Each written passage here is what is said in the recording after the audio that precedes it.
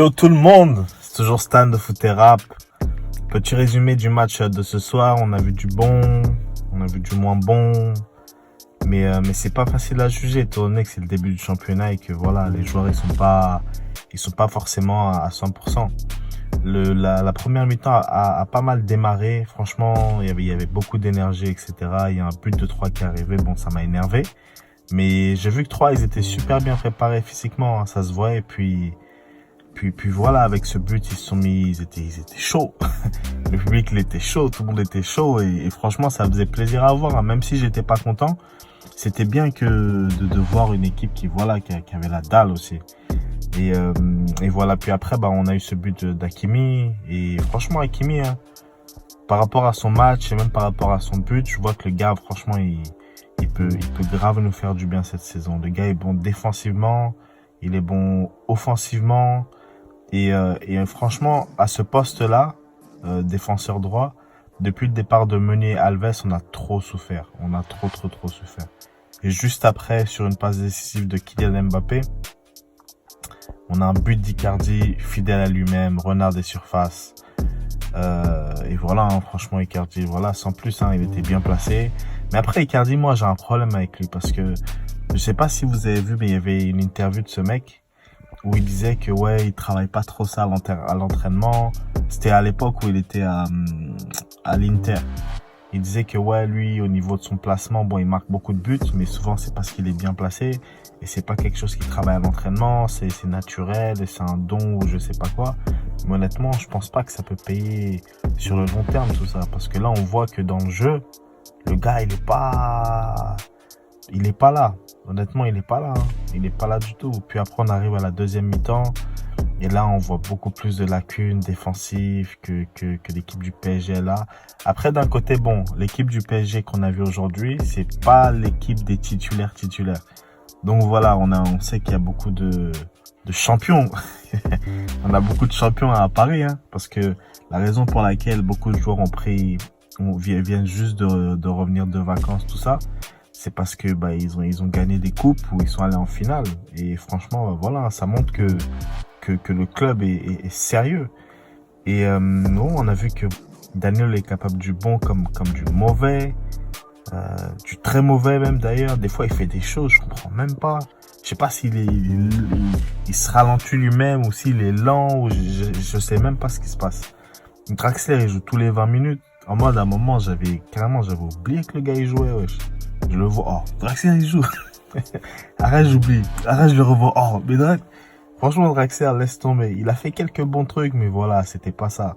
Wijnaldum, il était pas à 100%, il cherchait dans le jeu. Bon, c'est le début, hein. Moi, je sais que Wijnaldum, il peut grave apporter. Lui, c'est vraiment quelqu'un, il est vraiment solide, il peut grave apporter. Là, il vient juste de revenir, etc. Faut lui laisser un peu le temps de s'adapter, au club, etc. Mais je pense que ça va aller. Et honnêtement, pour moi, avec Maestro Kimpembe qui m'a convaincu, hein, il était solide derrière et il a ramené une bonne énergie combattante sur le terrain et franchement, ça nous a fait du bien. Hein. Ça nous a fait du bien de savoir que il y avait Maestro qui était derrière, parce que sinon, on laisse tomber. À part ça, on me dit que le transfert de Messi, putain, qu'est-ce que je raconte, moi? Le transfert de Messi serait bouclé. C'est déjà bouclé. C'est déjà bouclé. Pas. C'est moi qui dis ça. Ouais. Pas. Ouais. Je dis pas, c'est pas. Ma mère, je suis scotché. Voilà, je suis scotché. Messi au PSG. C'est un cauchemar. Réveillez-moi. Et c'est la raison pour laquelle Leonardo et Nasser n'étaient pas présents pour ce premier match. À mon avis, Messi va faire entrer le PSG dans une nouvelle dimension.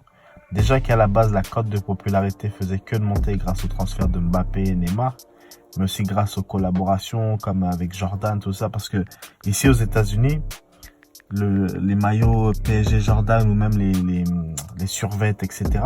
C'est pas dans les magasins de sport, hein. C'est vraiment dans les magasins fashion, tout ça, les magasins des mecs qui aiment bien acheter des chaussures à 500 balles, tout ça, tout là.